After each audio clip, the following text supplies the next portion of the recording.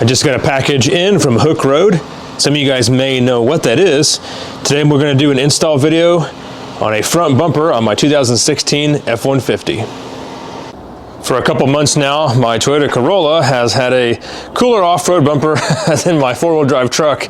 To be honest, the Corolla has even more off-road miles than my F150 does. But we're going to take a look today at the Hookeroad off-road bumper. This one is going to be for 2015 to 17 F150. I'm going to do both unboxing and installing this thing. I've used these bumpers in the past for a few different things. The last one that I did was a Jeep TJ build, and I did front and back bumpers on this. So this one was sent to me by them, so just want to say that first. But all the other products I've ever gotten from Hookeroad, I've paid for myself. I don't ever reach out for sponsorships, but every now and then companies will reach out to me and ask if I want to take a look at their products. I do less than 5 a year probably, but this is one that I definitely wanted to try out. So we're going to take a look, everything from what you get in the box to how to install this thing. You'll notice this box is kind of small, and like a lot of the lighter weight off-road bumpers, this will come in multiple pieces inside. I think this one is 3 pieces. There'll be a center section and then the 2 wings for the outside. This bumper assembly does weigh 53 pounds, so it's not super heavy, but I think it's definitely heavier than the factory bumper. I have a scale out here, so I guess I can actually measure the stock one and we'll know what the difference is. This one here is provisioned for LED light pods as well as a LED light bar, and I think the light bar provisioning is 22 inches. So here we have all of our hardware. Super simple. I think we need a 19 mil socket and wrench for the heavy stuff, and then a 4 millimeter for the license plate bracket, and if I'm not mistaken, I think a 10 mil for the other hardware. Okay, next up we're gonna put on our foam pieces. Pop out these little circles here. Make sure we have the correct one for each side. One side is sticky, so that's good. And we'll just lay it in place here to match up with these holes.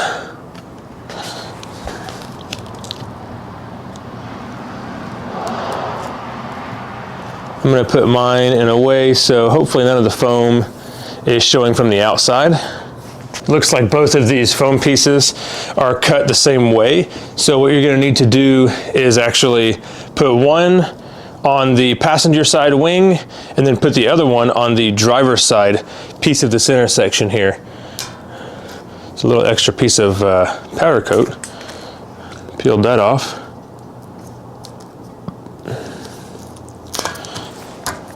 All right.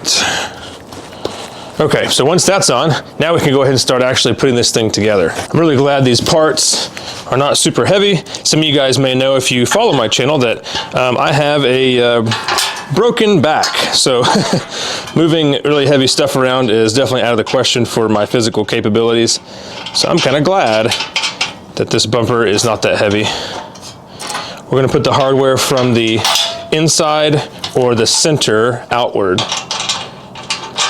Just going to start all 3 of these bolts, and then we'll get them sort of hand tight before we tighten them all the way down. I want to look at the front of the bumper before we tighten them all the way so I can make sure that the lines all match up. This bottom one's a little tricky to get to. I'm going to have to use 2 hands to kind of finagle this thing in there. Okay, there we go.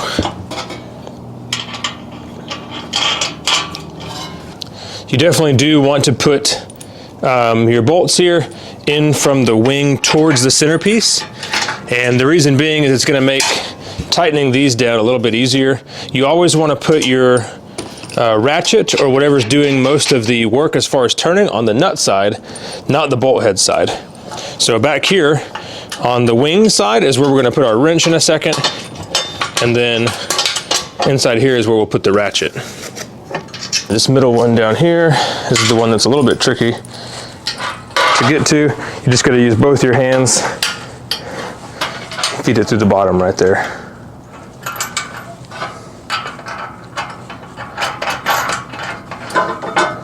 Okay. Now that we have the bumper on this side, we can take a look at our body lines, or whatever you want to call them right here, and we can kind of rotate if we need to before we tighten them down.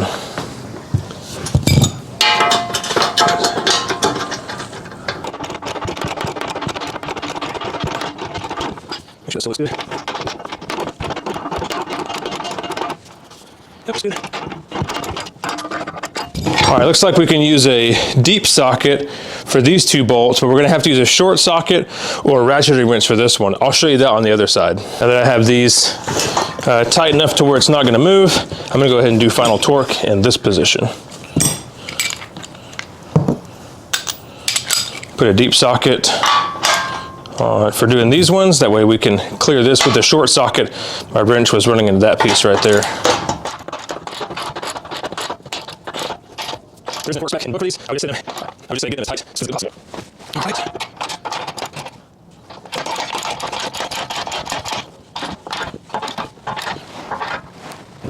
So for this one, we're going to use a 3/8 ratchet, same 3/4 inch socket there, so we can fit in behind this bracket. And then to make sure we still get lots of torque out of it, if you don't have a very long ratchet, you can use this trick where you actually put a socket over the handle and use an extension. That way we can still get plenty of torque. I'm going to set the bumper in its normal position again so I can get the body lines right.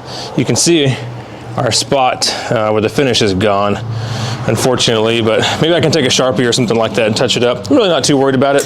This is going on a pickup truck, not a show vehicle. Last thing that we need to do before removing the forward bumper and putting on the Hookeroad bumper is install the license plate bracket right here if you're going to use it. So these holes right here are going to face this direction. It's going to bolt on like that, and then we can put the license plate mount on afterwards. So I'm going to wait until the bumper's on to put the license plate mount on. But we're going to go ahead and install this bracket right now. This hardware is going to be the smallest little bag right here. Go ahead and take one of your bolts here, put a flat washer on it. And we'll stick it through the back and tighten it up. The nuts for the back here are going to be 10 millimeter.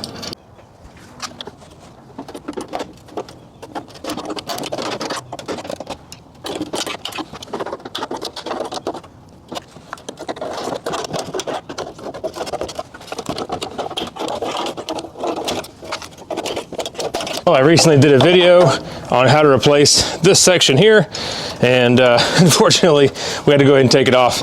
So I did break one of the clips, which is kind of unfortunate, but it is what it is. These little pieces right here, sometimes, well, the majority of the times end up being one-time use, just because how they work.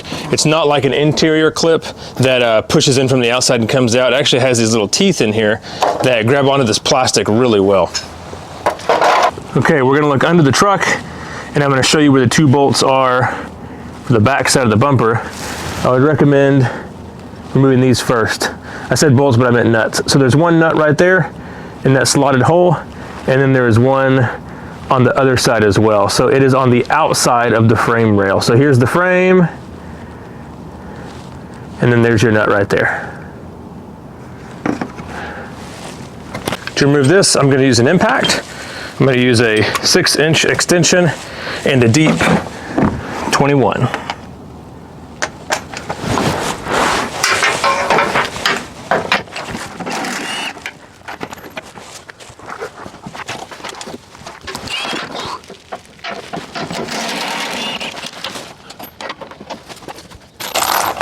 Whenever we remove these front ones, we are going to have to be careful because some wires are going to be there, and we also have to remove a few clips for some rubber air dams.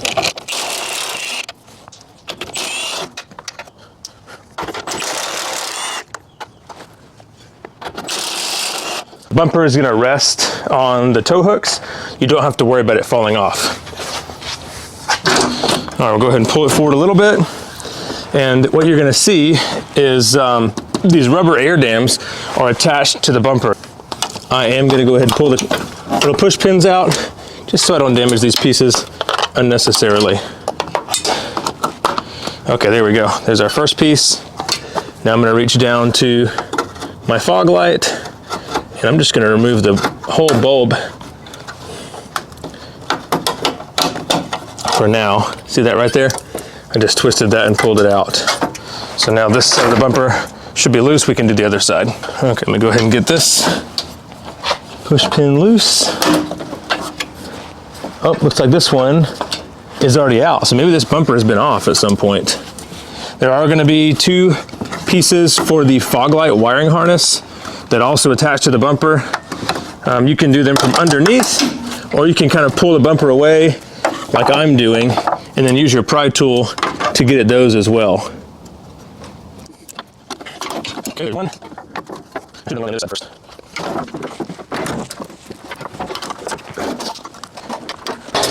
One thing that I noticed we're gonna have to do is remove this plastic piece, these plastic guards on either side for the tow hooks.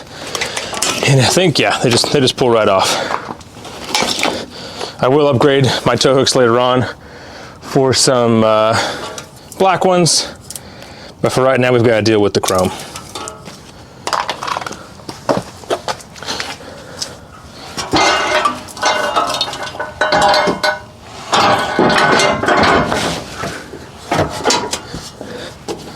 Okay.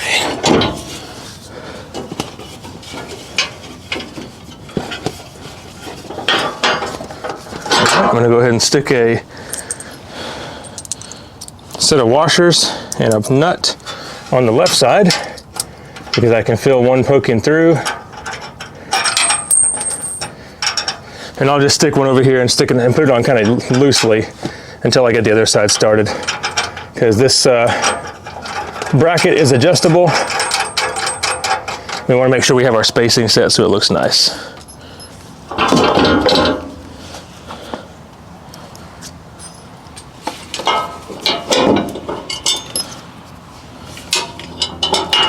Okay, flat washer on first, then lock washer,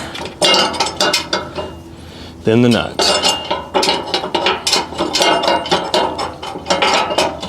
I've got the bumper hung in place and all the nuts started.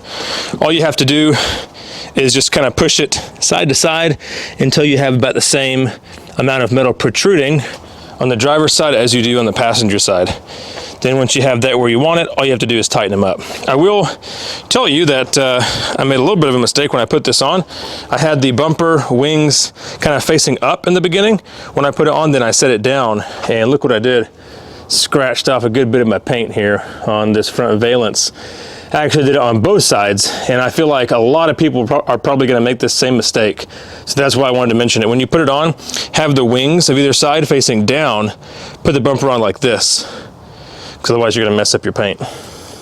Now all I have to do is just tighten up these bolts and nuts. Well, actually just the nuts, because the bolts are captive. Let's see if I can show you guys that. Okay, so we have our 2 on the right side, right here, and hopefully you can see we've got one up there. All we gotta do is tighten those down, and then your truck should have a rubber air dam that we're gonna have to do something about. So we'll take this and we'll zip tie it up there or something like that to get it out of the way. Then all we have to do is wire up the fog lights, and we can just use the factory wiring. See this one right here? And we'll splice it into that. So I'll turn the fog lights on and we'll see which one is positive, which one is negative on both these sides so we get it right. All right, I'm gonna cut into the fog light harness here. I'm gonna leave enough so that if we ever want to reuse this plug, we can. Cut that there, and then we'll take a look inside.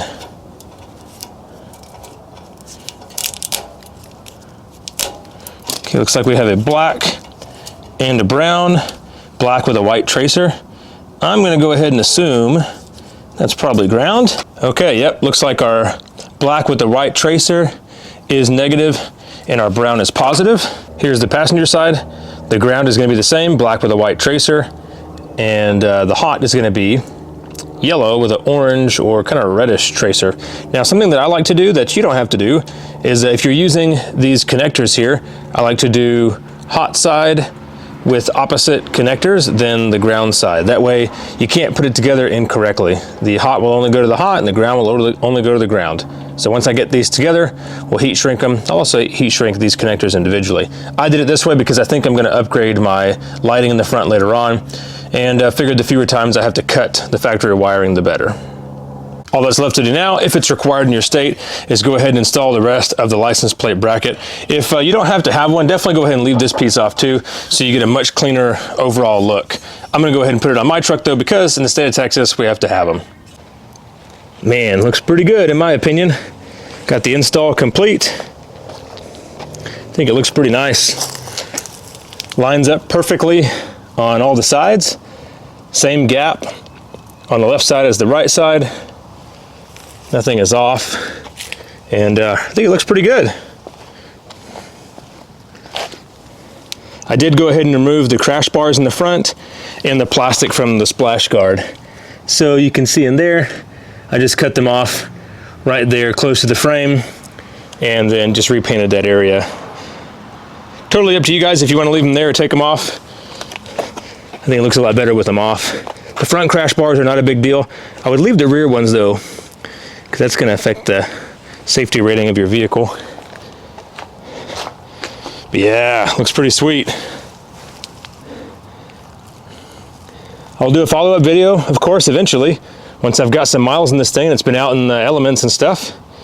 But that is the Hooke-Road bumper install on your 2015 to 2017 Ford F-150. Don't forget, I'll put a link in the description to the website for the Thanksgiving and Black Friday sale. And then after that, you know, I'm sure people will watch this video a long time from now. There will also be a regular link where you can get a discount all year round. If you have any questions, put them in the comments. Thanks for watching. Just for fun, let's go ahead and measure the factory bumper on a scale, see how much it weighs. It's definitely not light. I'm not going to put all the little plastic pieces with it. We're just going to measure the bumper itself.